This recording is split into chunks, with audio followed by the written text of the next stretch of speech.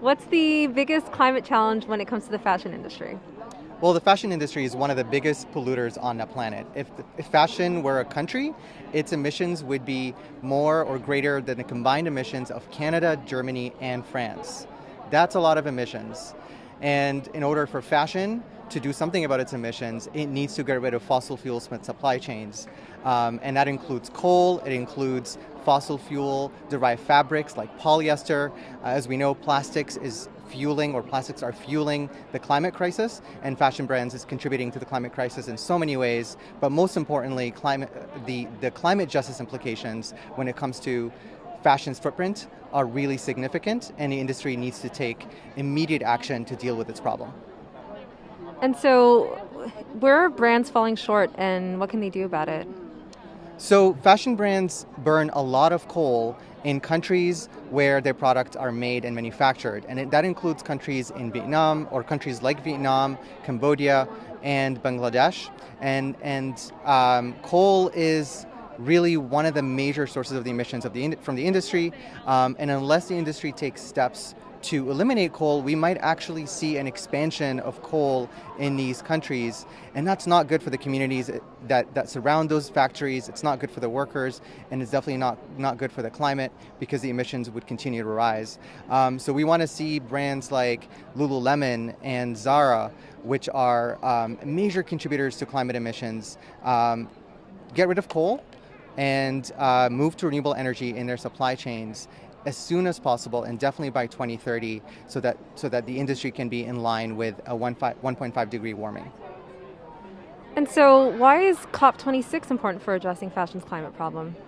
So earlier this week, major fashion brands, including Zara, including Lululemon, and others like Puma and Adidas, and Kering and LVMH, they got together to announce a renewed UN Fashion Charter for Climate Action.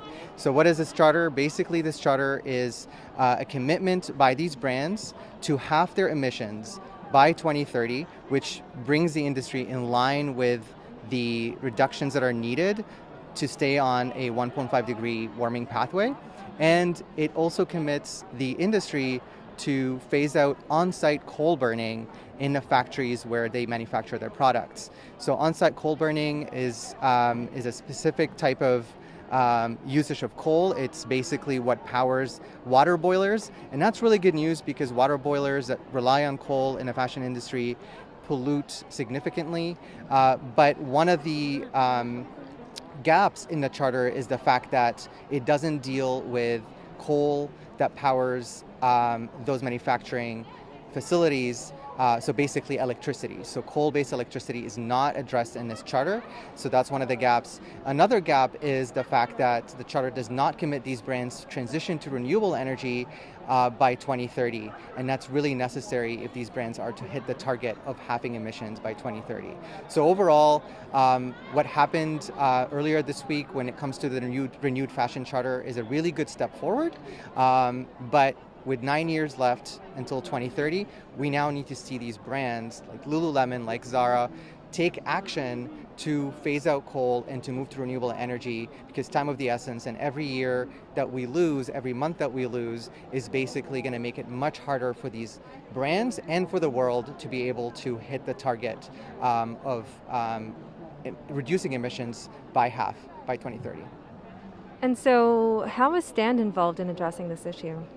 So Stand has been really instrumental in pushing major fashion brands to acknowledge the fact that they have a big fossil fuel problem, especially with respect to coal, and has run campaigns to get some of these brands, including Levi's, including Mammut, to actually put in place some of the most ambitious climate strategies, and to also push the needle on where the fashion charter should be going. So some of the progress that we saw earlier this week in the fashion charter is a result of work of organizations like Stand and partner organizations around the world who have been pushing the fashion industry to move off of fossil fuels and to decarbonize and move to renewable energy.